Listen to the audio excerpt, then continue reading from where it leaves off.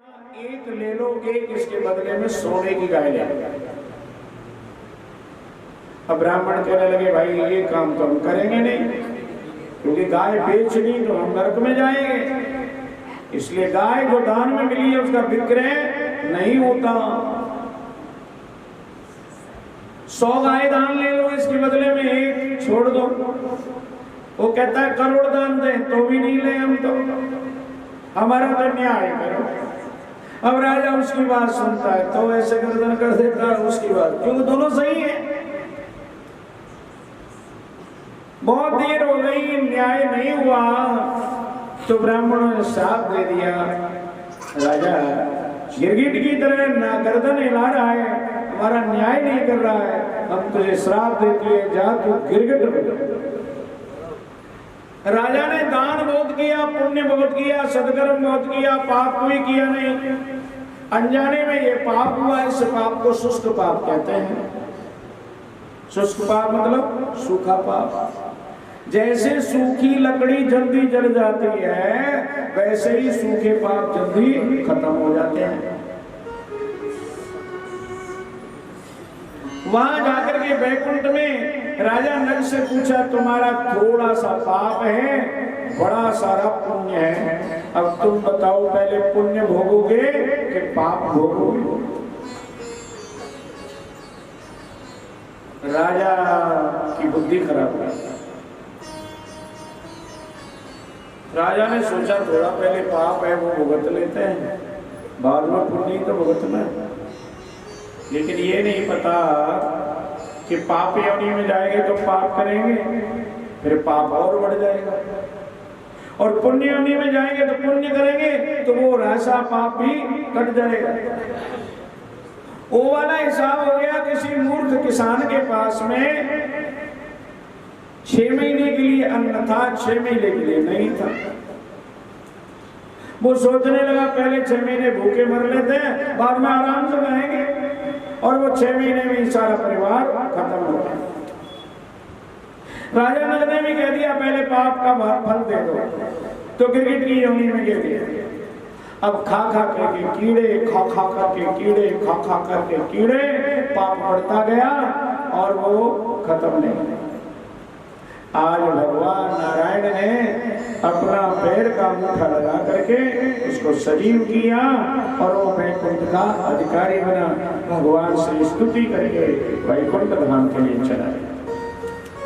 भगवान बलराम ने ब्रज यात्रा की, जहां पर कालिंद्री को बुलाया, लेकिन कालिंद्री छोटे भाई की घरवाली होने के कारण संकोच से नहीं आई, तो हल से खींच लिया जहां पश्चिमाई हो गई है।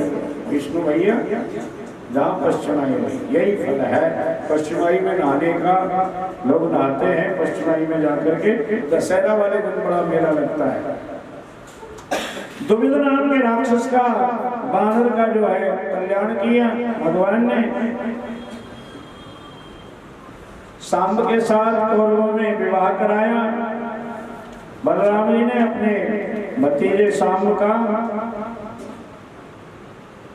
एक दिन क्या होता है कि नारद जी ने सोचा कि एक ब्याह करना चाहा तो करने नहीं दिया भगवान ने। आज आया है ऊंट पहाड़ के नीचे, 16,108 लेके बैठे हैं, चलते हैं आज भगवान के घर में ही पानी में आग लगाएंगे। तो देव ऋषि नारद चले। श्रीमन नारायण नारायण नारायण, भगवान नारायण नारायण नारायण, लक्ष्मी नारायण नारायण नारायण, लक्ष्मी नारायण नारायण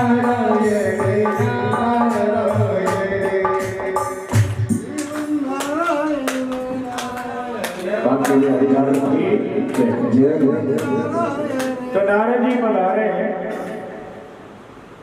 सोचने लगे पहले कौन से घर जाऊं। सोचने लगे ना रुक्मिणी पड़ी है, और अब तो वो बूढ़ी हो गई होंगी, इसलिए किसी जवान के घर में बैठे होंगे, चलो पहले वहीं चलते हैं। लेकिन वहां गए तो भगवान सो रहे हैं और रुक्मिणी धीरे धीरे चल आया कि बन गया मौका। बाकी 16,107 सीटें खाली तो होंगी, वहां सब जगह जाके आ गए। सत्यभामा के गए तो वहां भगवान प्यारू कर रहे हैं, भोजन कर रहे हैं, सत्यभामा हवा कर रही है। लक्ष्मणा के यहाँ गए तो वहां भगवान बच्चों के साथ खेल रहे हैं, विनोद कर रहे हैं। अब जिस जिस घर में जाते हैं वही भगवान को पाते हैं। आखिरकार नारद जी चरणों में गिर पड़े और कहने लगे, दयालु तू जाने भगवान तेरिया, तू जाने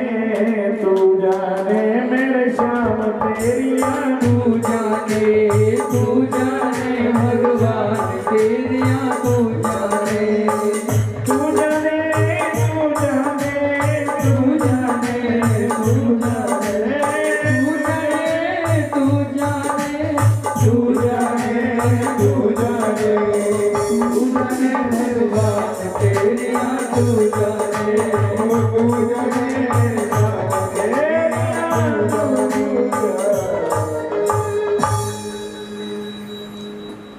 मैं भूल गया ये बड़ी बात कृष्ण के नाई, जिम घट कोट एक रवि छाई। करोड़ों गणाओं में जैसे एक सूर्य बदस्तूर दिखाई देता है, ऐसे यहाँ भगवान अनन्य रूप धारण करके अपनी अनन्य पटरानियों को सुख दे रहे हैं। एक दिन भगवान के घर में फिर कोई लेटर आया, तीसरा लेटर। पहला भेजा रुक्मिणी ने और दूसरा भेजा भौमासुर की जेल से कन्याओं ने। तीसरा लेटर आया जरासंध की जेल से राजाओं का जो पड़े हुए थे।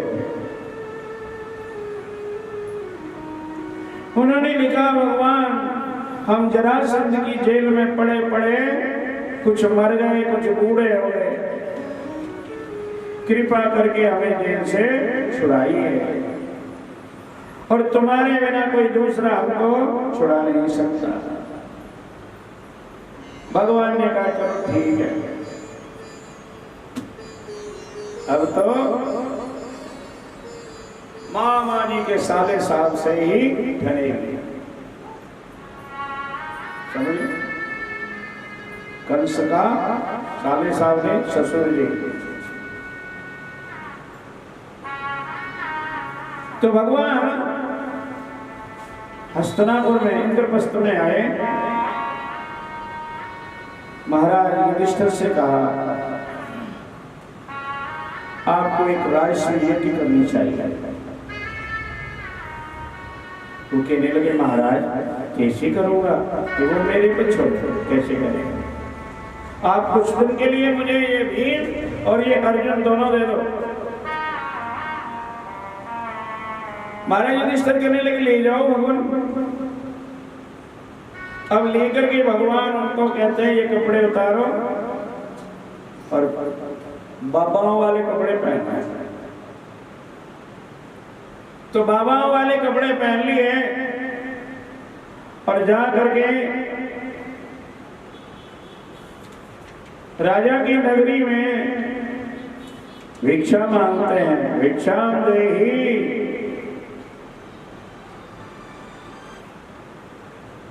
जरासंध देखता है भिक्षा मांगने के लिए 3 पुरुष आए हैं, बड़े तगड़े तगड़े, कंधे बलशाली हैं, पंडितों वाले, साधुओं संतों वाले नहीं हैं। और इनकी ये चुटकी है ना, बाण चलाने से कठोर हो रही है, अपने आप पता लग रहा है, पहचान जाता है, वीर वीर को पहचान जाता है। क्या चाहिए? भिक्षा चाहिए। कैसी भिक्षा चाहिए तुमको? क्योंकि तुम संत तो है नहीं, मैंने तुम्हें पहचान तो लिया है, पर ये नहीं पता लग रहा है कौन है आप। कैसी भिक्षा चाहिए? श्री कृष्ण भगवान के लिए युद्ध की भिक्षा चाहिए हमको। हाँ वही तो मैं चाह रहा था कि तुम युद्ध की भिक्षा मांगो, पर पहले परिचय तो दो कि मैं कृष्ण और ये मेरी बुआ के दोनों बेटे भीम और अर्जुन। तू वही है जो भाग करके मेरे कारण द्वारिका में जा बसा? ठीक, तेरे से तो लड़ूंगा नहीं, क्योंकि तू तो भाग गया था मेरे युद्ध भूमि छोड़कर। और ये अर्जुन जो है ये तो नपुंसक बन के रहा वहां पर विराट के यहाँ, मैं इसके साथ में नहीं लड़ूंगा। हाँ भीम मेरी बराबरी का है, मैं इसके साथ युद्ध की चुनौती स्वीकार करता हूं। और सुनो, मेरे घर में ही रहेंगे आप, भोजन मेरे घर में ही बनेगा, खूब दाल चूरमा रोज का कुटेगा, घी डाल डाल के पीपा, क्योंकि मुझे पता है ये भीम खाने वाला बहुत है, इसलिए रोज का दाल चूरमा कुटेगा। और साथ में रहेंगे, शाम को साथ में बैठेंगे उठेंगे, दिन में युद्ध होगा। वैसा ही युद्ध होता है, रोज होता है, डेली होता है, लेकिन कोई निर्णय नहीं होता।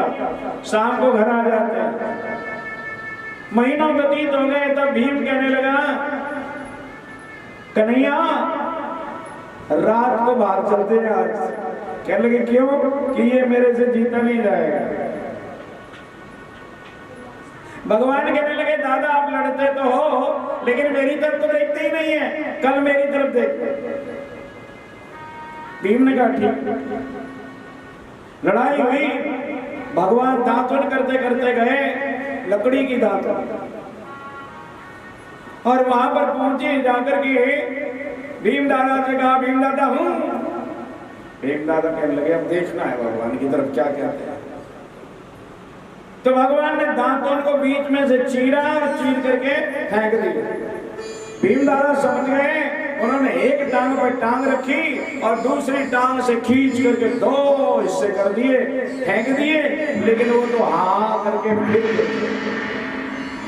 भीम दादा ने दोबारा उनको चीर के दो किए, फिर जुड़ गया। शाम हो गई, घर आ गए। भीम कहने लगे अब तो भाग चलो, दो टुकड़े करने पर भी नहीं मरता है ये, अब तो भाग चलो। कहने लगे दादा सुबह मेरी तरफ फिर देखना।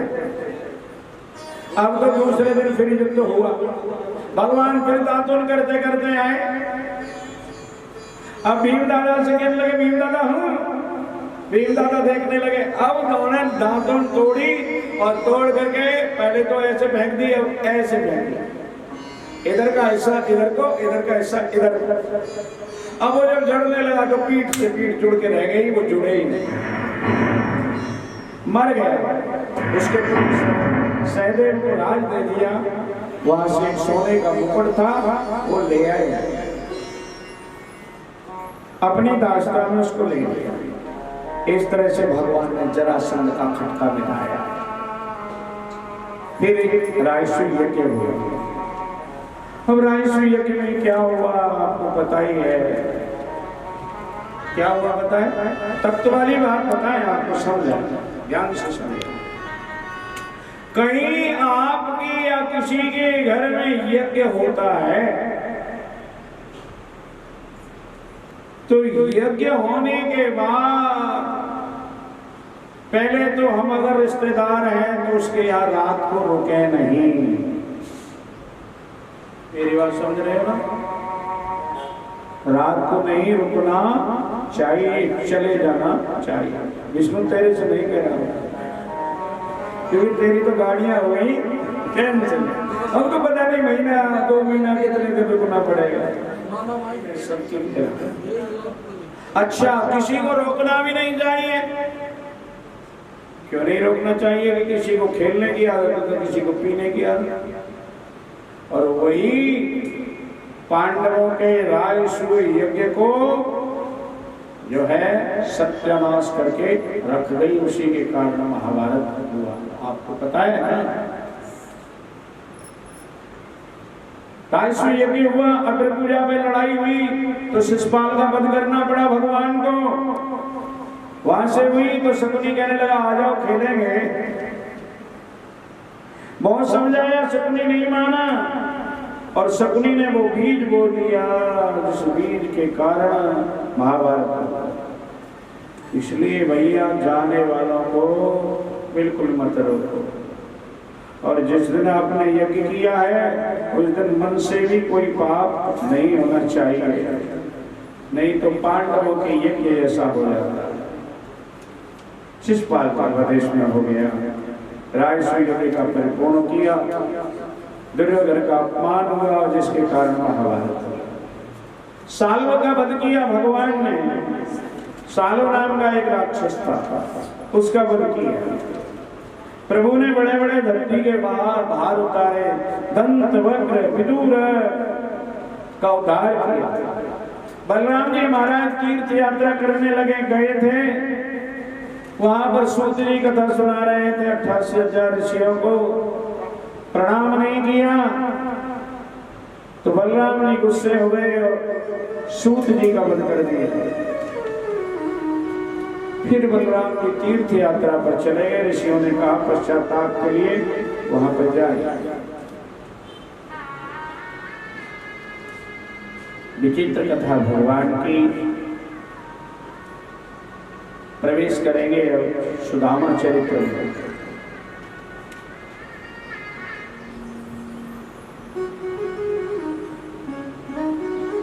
कृष्णासीत सका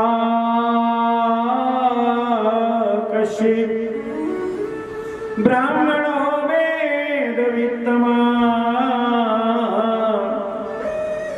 विरक्त इंद्रियार्थेषु प्रसन्नात्मा जितेन्द्रिया। कितनी अच्छी संज्ञा दी जाती है यहाँ पर श्री सुदामा जी। लेकिन लोग कहते हैं दरिद्री थे। सुदामा जी कौन थे? दरिद्री थे। लोगों को दरिद्री की डेफिनेशन ही नहीं पता है, परिभाषा ही नहीं पता है। दरिद्री की परिभाषा क्या है पता है?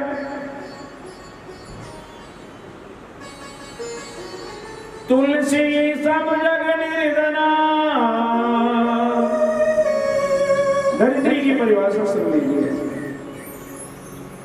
तुलसी सब जग निर्धना और धनवंता नहीं को।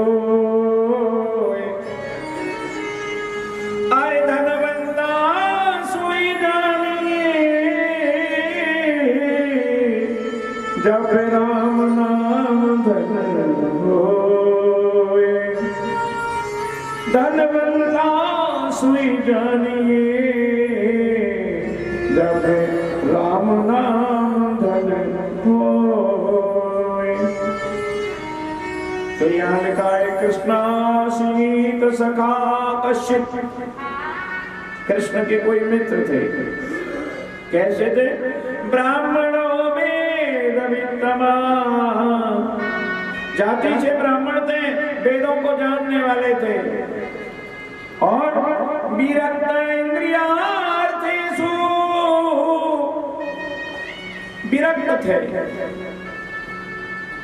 जय विधिरा केरा ताई विधि रहिए। सीताराम सीताराम सीताराम कहिए। जय विधिरा केरा ताई विधि रहिए। सीताराम सीताराम सीताराम कहिए। जय विधिरा केरा ताई विधि रहिए। सीताराम सीताराम सीताराम कहिए। जय विधिरा केरा ताई विधि रहिए।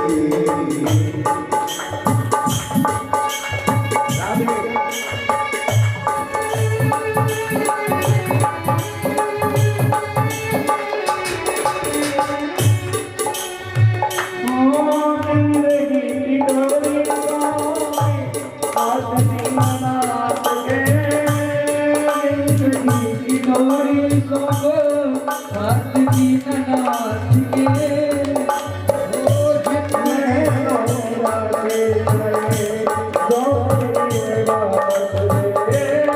महलों में रखे रहे झोपड़ी में बास के धन्यवाद मेरे बाबू, धन्यवाद मेरे बाबू, बारे बात नहीं है।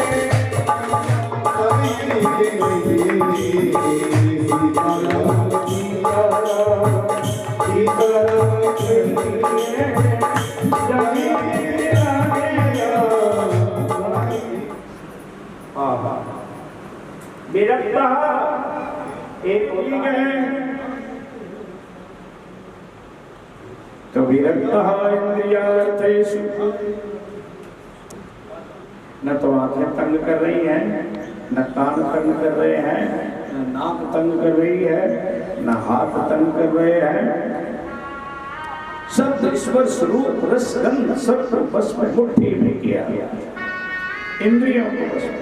प्रशांत आत्मा, फिर ऐसे इंसान की आत्मा प्रसन्न रहती है और जितेंद्रिय इंद्रियों को जीत लिया है। तस्य भागा कुचेलस्य शिक्षावाद तथा विधान। उसकी पत्नी बड़ी दुर्बल कमजोर, बच्चे कई हैं, भोजन नहीं होता है तो पति को खिला के, आप बच्चों को खिला के जल पान करके सो जाती है। पतिव्रता पतिव्रा म्लायता वदनेन सा दरिद्रा शीलवाना सा दीपमाना विगम्य च। अपने दरिद्र की दुखता वर्णन पति के सामने भी नहीं करती है, छुपाती रहती है। यहाँ से धोती फट गई फिर सिल ली, फिर फट गई तो फिर सिल ली। एक दिन मन में याद आया कि मेरे पति कहते थे कि भगवान हमारे मित्र हैं, तो धीरे से प्यार से बोली, सुनो जी, आप बचपन में कहते थे कि कृष्ण हमारे मित्र हैं, तो क्यों ना आप वहां चले जाएं, क्योंकि तीन लोक के मालिक थे, तीन के दरबार में जात ल जाइए। जो तीन लोक का मालिक है उसके दरबार में जाने की लज्जा काहे की है भगवान, शर्म काहे की है मेरे पतिदेव, क्यों नहीं जाते हो आप, चले जाइए।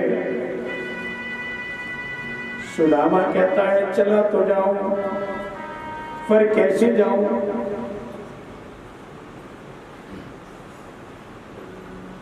क्योंकि मेरी सामर्थ्य नहीं उनसे मिलने की। अरे द्वारिका जाऊं जो, द्वारिका जाऊं जो, आठों याम यही अटते रहे। रोज लगी रहती है द्वारिका चले जाओ, द्वारिका चले जाओ, द्वारिका चले जाओ, कैसे चला जाऊंगा। द्वारिका जाऊं जो, द्वारिका जाऊं जो, आठों याम यही अटते रहे। 5 सुपारी घर पे नहीं और भेंट कुंचारिन चामर मेरे। 5 सुपारी मेरे घर पे नहीं, प्रिय भेंट कुचारिन चामर मेरे। अब ऐसे के पास जाऊं मिलने के लिए तो कुछ लेके तो जाऊं, लेकिन लेके क्या जाऊं, मेरे घर में 5 सुपारी तक नहीं है, मेरे घर में 4 चावल तक नहीं है, मैं क्या लेकर के जाऊं दीन दयालु दरबार में। सुशीला कहती है पतिदेव आप जाने की तैयारी करो और मैं भेंट की तैयारी करती हूं।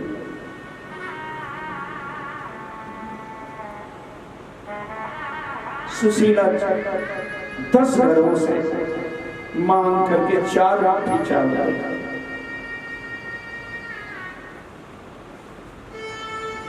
4 मुट्ठी चावल सुशीला लेकर के आई, फटी हुई किसी कपड़े की गांठ में बांध दिया और पकड़ा दिया अपने पति को, ले जाओ ये भेड़।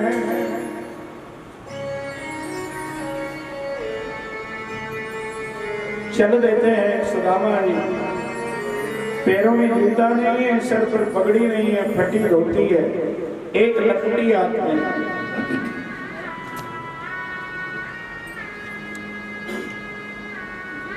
कैसी चले, नदी पार की,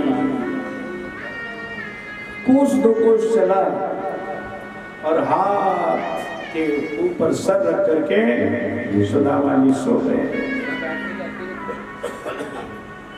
भगवान ने विचार किया चलते चलते मर जाएगा, द्वारका बड़ी दूर है।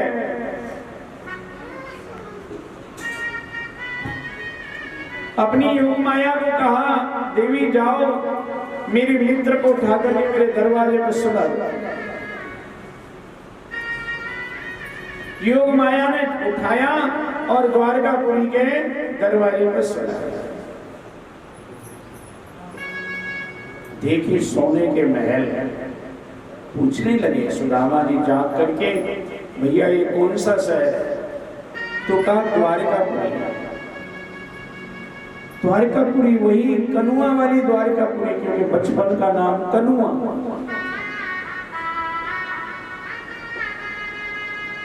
लोग कहने लगे अच्छी तरह बात करो, वो हमारे महाराज हैं, उनका नाम है राजाधिराज, 3 लोग के मालिक, यदुवंश शिरोमणि महाराज श्री कृष्णचंद्र जी महाराज का नाम। सुदामा जी कहने लगे भैया इतना लंबा नाम तो हमसे याद नहीं होगा, पर हमको रास्ता बता दो। मैं रास्ता बता दिया, द्वार पर पहुंचे, द्वार वालों से कहा, द्वार वालों ने जाकर के सूचना दी कि धोती फटी सी लटी दुपटी और पाए उपाहन की नहीं सामान, द्वारे खड़ो तुझे दुर्बल के रयो चके शोभ सुधार भिरावा, पूछत दीन दयाल को नाम बतावत आपन नाम सुदामा।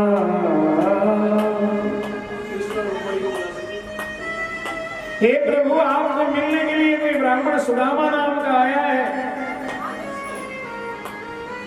पैरों में जूतियां नहीं है, फटी धोती है, एक लकड़ी ली हुई है और अपना नाम सुदामा बता रहा है, बार बार कह रहा है मित्र हैं भगवान, हमारे मित्र हैं।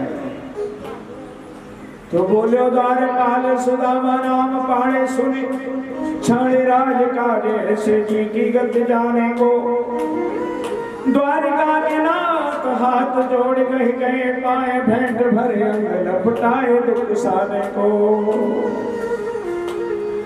नैन दो जल भरी पूछत कुशल हरि, हो नैन दो जल भरी पूछत कुशल हरि, विप्र बोलो के पदा में मोए पहचाने को, हो जैसी तुम करी तैसी करे को दया की सिंधु, ऐसी प्रीत दीन बंधु दीन ने सोमाने को, वो ऐसी प्रीत दीन बंधु दीन ने सोमाने को। तो सुदामा जी को बोला से मिले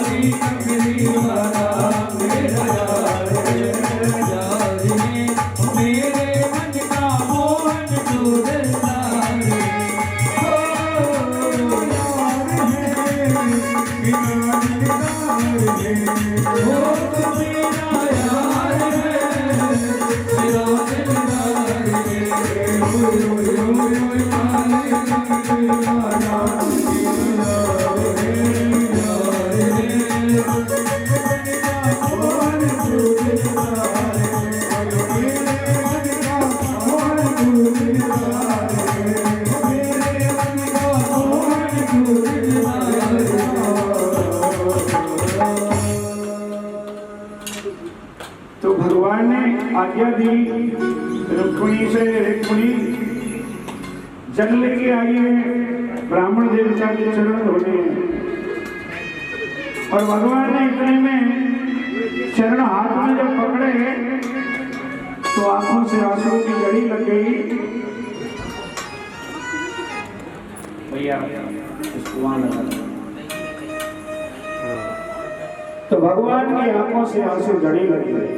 और क्या हुआ? कैसे बेहाल बीमारी ने पग कंटक जाल परे जग जोए, हाय महादुख पायो सखा तुम, आए तन की तैदुन खोए। देखी सुदामा की दीन दशा करुणा करके करुणा निधि रोए।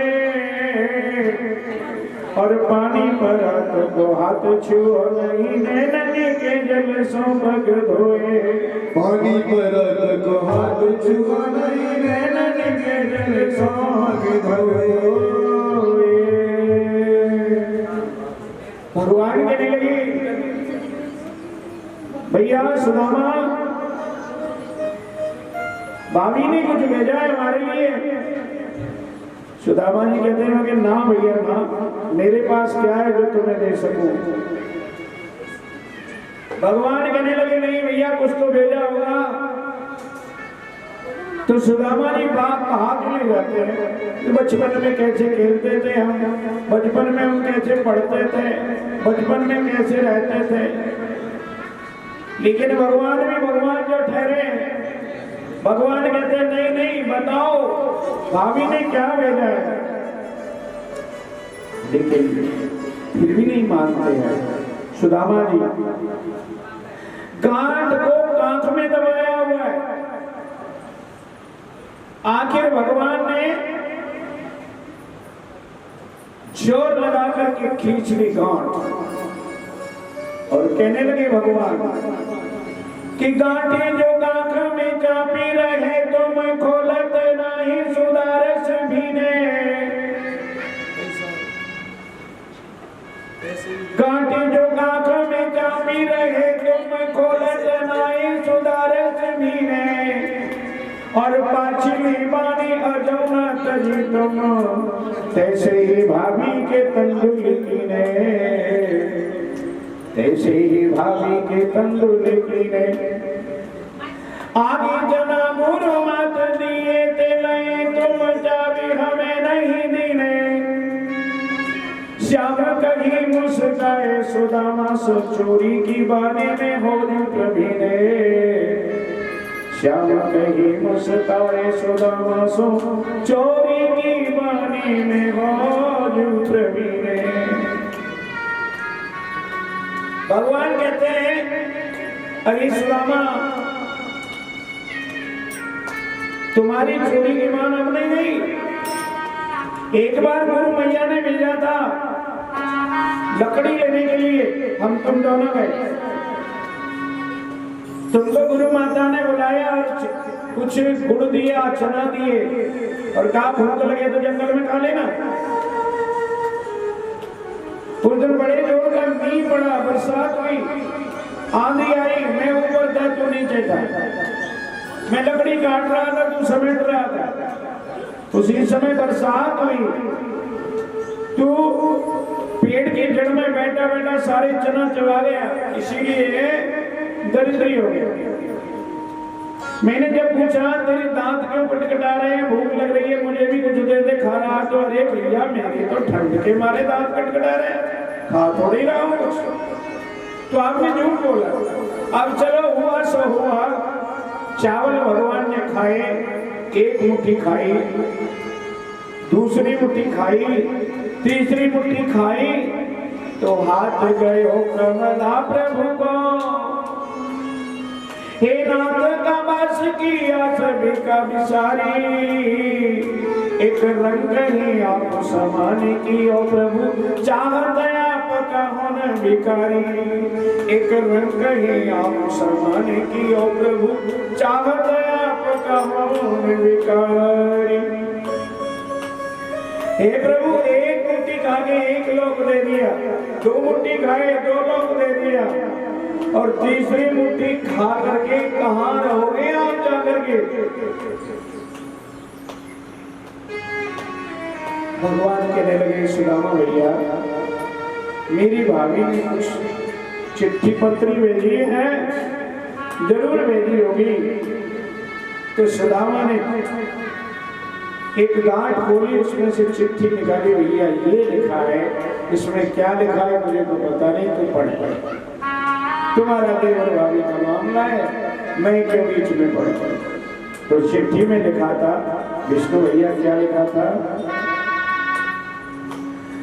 कि एक मास दुई पाख में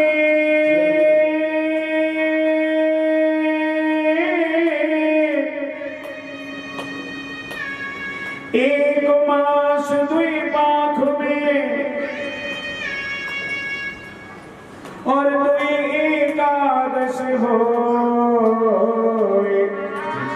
देवर जी, एक महीने में 2 पक्ष पड़ते हैं और 2 एकादशी होती है, एक शुक्ल पक्ष की, एक कृष्ण पक्ष की। एक मास दुई पाख में 2 एकादश होए और 100 प्रभु दीन दयाल ने नित्य प्रतिदिन मोए।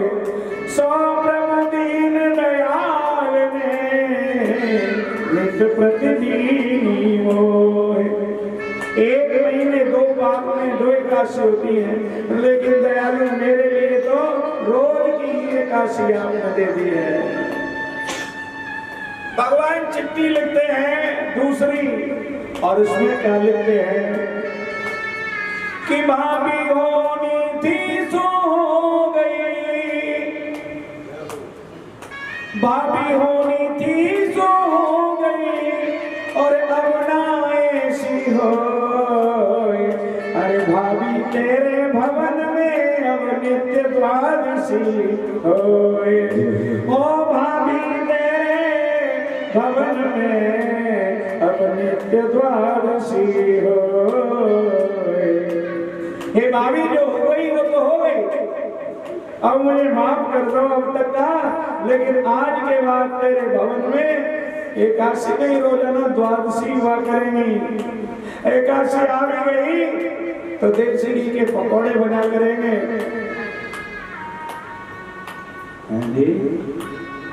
खिचड़ी बना करेंगे, बड़े बड़े फल हुआ करेंगे। आज भी एकादशी है, अभी सुनाता हूँ मैं इसको सर पर तोड़ करके, एकादशी की कथा पहले सुनाऊंगा फिर आएगा। तो इस तरह से भगवान ने प्रभु पर कृपा की। भगवान ने 2 मुट्ठी चावल खाए। सुदामा जी नित्य प्रति उठ करके विदा मांगते हैं। भगवान ने अपने कपड़े दे दिए हैं, वो कपड़े संभाल के रख दिए हैं।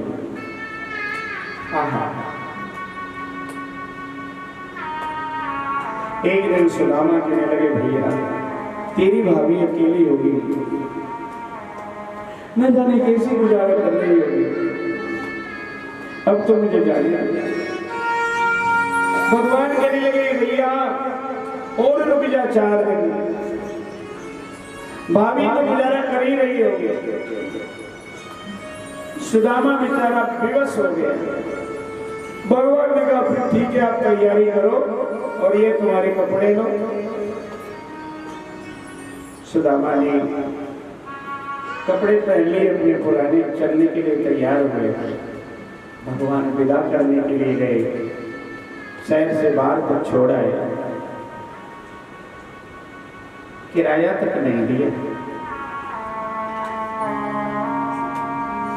सुदामा जी सोचने लगे, भैया जो दरिद्री है वो दरिद्री ही रहेगा, कौन मदद कर सकता है। चलो, दिया उसका भी भला, नहीं दिया उसका भी भला, पर आज मैं धन्य हो गया उसको पा करके, जिसके दर्शन के लिए ऋषि तरसते हैं। उसने मेरी इतनी सेवा की, मेरे लिए यही बहुत है।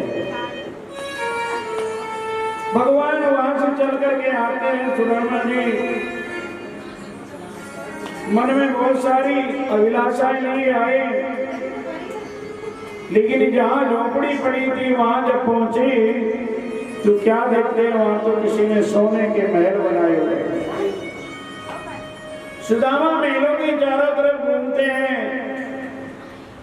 किसी ने जाकर के सुशीला को बताया पति देव तो आ गए। सुशीला बहुत सारी सहेलियों को साथ लेकर के सोने की थाली में दीपक जला करके पति के स्वागत के लिए आती है और कहती है आ जाओ प्राणनाथ, ये आपका ही घर है। सुदामा कहते हैं भैया टूटी सी मड़ैया मेरी,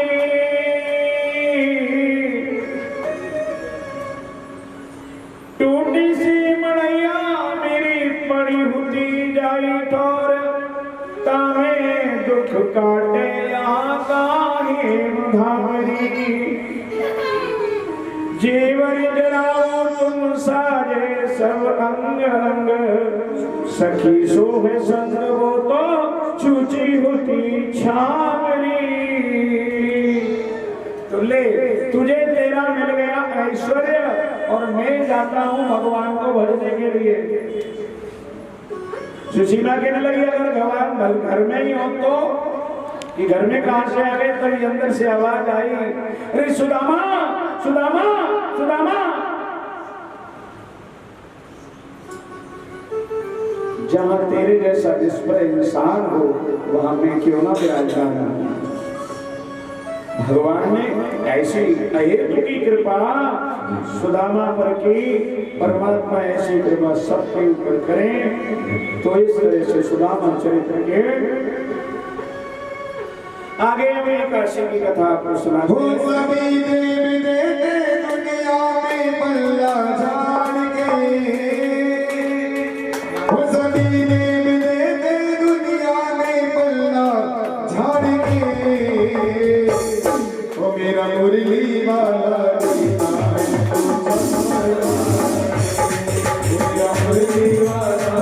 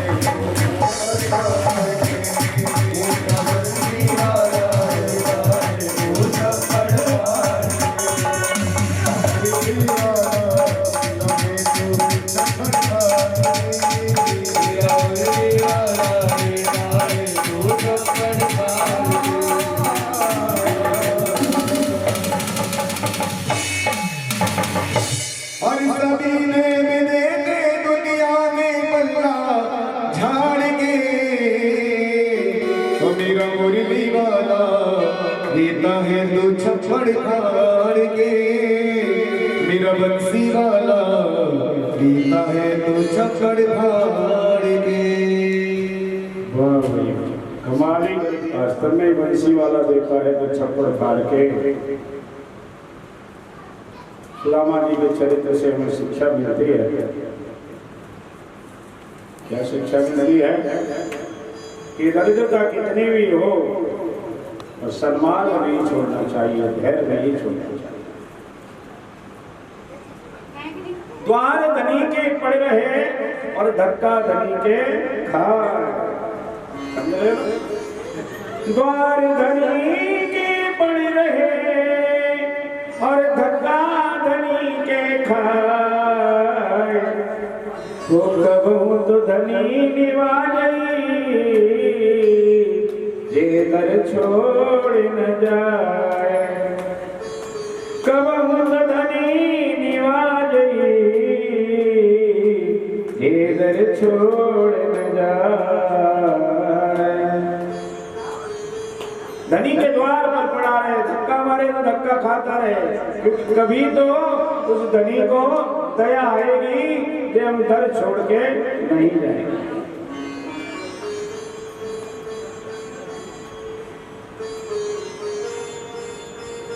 बुल्ले शाह लिखते हैं बड़ा सुंदर,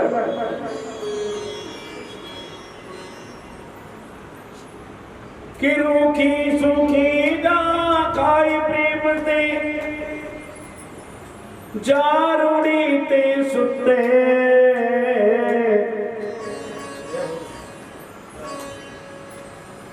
समझ रहे हो? रूखी सूखी खाए प्रेम से जारूड़ी ते सुते। रूखी सूखी खाई और रूढ़ी कहते हैं, हमारे यहाँ कहते हैं घूरे पे जाके पड़ गए। कौन है? अभी बात बताएंगे। रूखी सूखी मिल गई तो खाली और जाकर के रूढ़ियों पे सो गए, घूरे पे जाके सो गए, थोड़ा सा खोदा पूंछ से झाड़ा सो गए। रूखी सूखी खाए प्रेम से जारूड़ी ते सुते मालिक दा दर्जरान छड़ दे चाहे 100 पेंदे जुते। मालिक दा दर्जरान छड़ते चाहे 100 पेंदे जुते। अरे उठ बुलिया उठ बुलिया उठ यार बना ले। उठ बुलिया उठ यार बना ले, नहीं तो बाजी ले गए कुत्ते जड़े ते तो कुत्ते। उठ बुलिया उठ यार मना ले, नहीं बाजी ले गए कुत्ते जड़े ते तो कुत्ते। तो बुल्ले शाह लिखते हैं कि बुल्ले शाह कहते हैं सूखी बीसी जैसे मिली रूढ़ी पे सो गए। जिस मालिक के दरबार पे पड़े हैं वहां पड़े हैं।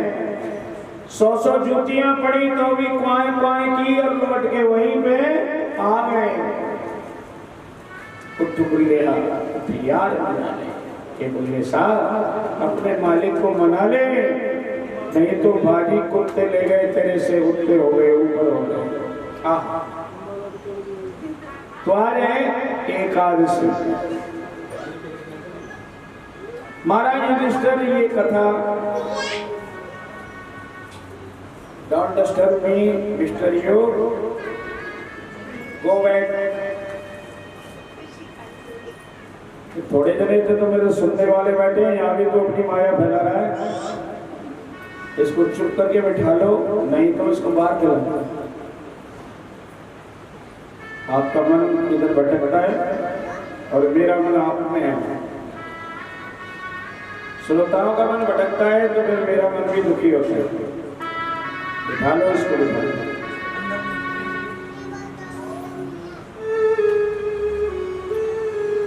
महाराज युधिष्ठिर भगवान श्री कृष्ण से पूछ रहे हैं,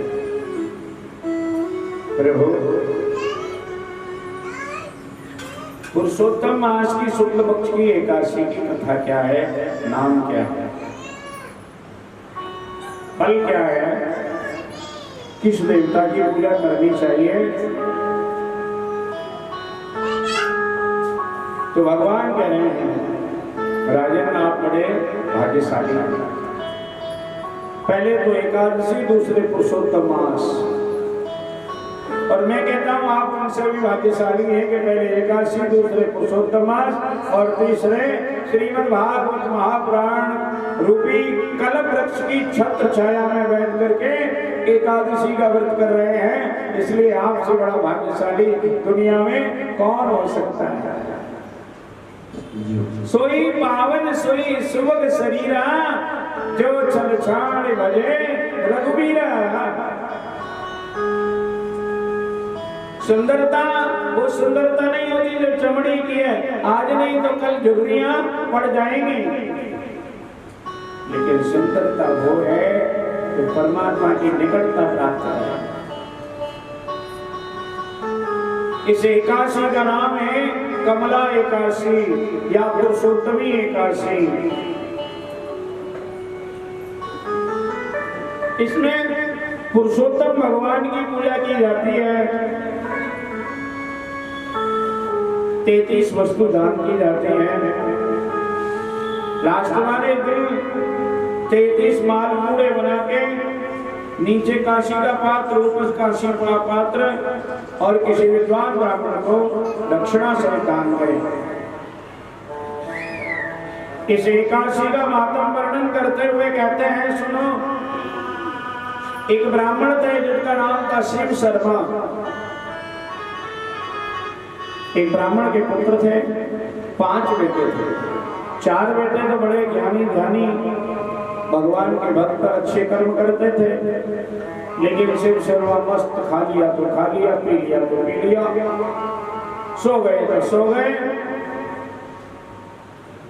और धीरे धीरे मन को मार्ग पर जाने लगा। झूठ, छल, कपट, चोरी और स्त्री का मन कुछ नहीं छोड़ता।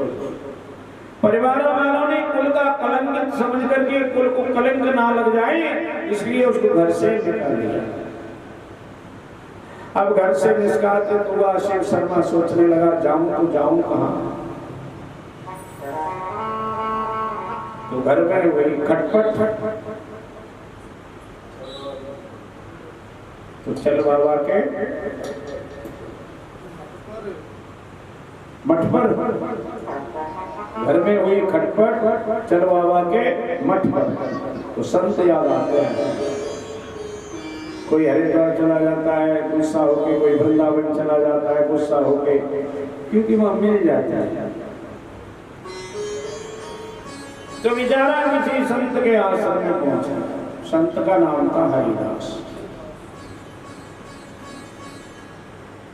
उनके यहाँ खाता पीता मस्त रहता है। एक दिन आई एकादशी, लेकिन वो तो ऐसे थे जिन्होंने एकादशी कभी देखी नहीं, सुनी नहीं। लेकिन बाबा के यहाँ कुछ बनेगा नहीं तो खाएगा क्या? इसलिए मजबूरन एकादशी का व्रत रखना। पर उसने कहा रख तो रही है, सब नियम पूरे करो, सत्संग भी सुना, कथा भी सुनी, व्रत भी किया। अब जो भूखा ज्यादा होता है उसको रात को नींद नहीं आती। रात को नींद नहीं आई, सारी रात जागता रहा और सोचने लगा अब संतों के चरणों में बैठे हैं तो हरि शरणम करते रहो। ऐसी हरि शरणम हुई कि रात्रि के 2 बजे लक्ष्मी जी चली आई और कहने लगी, शिव शर्मा मैं तेरे से खुश हूं, मांग। वो कहने लगा, मां मैं क्या मांगू?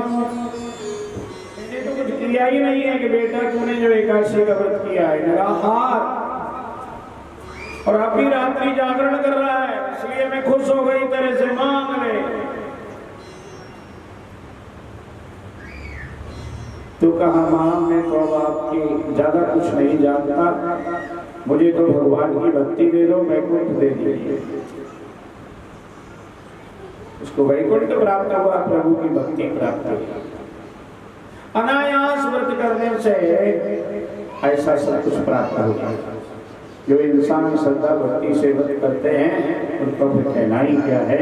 ये हमने कमला एकादशी की कथा आपको श्रवण कराई। एक बार बोलो बांके बिहारी लाल की। हम चलते हैं श्रीमद् भागवत रूपी कल्पवृक्ष के नीचे। एक बार सूर्य ग्रहण पड़ा, तो सूर्य ग्रहण का महात्म कहाँ का होता है? कुरुक्षेत्र। सूर्य ग्रहण में कुरुक्षेत्र में और सूर्य कुंड में स्नान करने का बड़ा भारी महात्म बताया है। वहां स्वर्ण दान करने का बहुत बड़ा महात्म बताया है। तो वहां पर सभी कौरव भी आए, पांडव भी आए, ब्रजवासी भी सब आए, मैया जसोदा भी आई। तो द्वारिकापुरी से भगवान भी पधारे और पहली बार भेंट भगवान की गोपियों से, राधा रानी जी से हुई।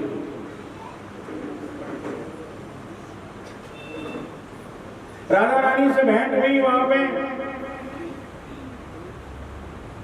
मैया जसोदा से मिले, सारा परिवार बड़ा प्रसन्न हुआ। अब क्या होता है जी? एक बार बोल दो बांके बिहारी लाल की, राधा रानी की। तो रास रासेश्वरी राधिका रानी को भगवान जब मिले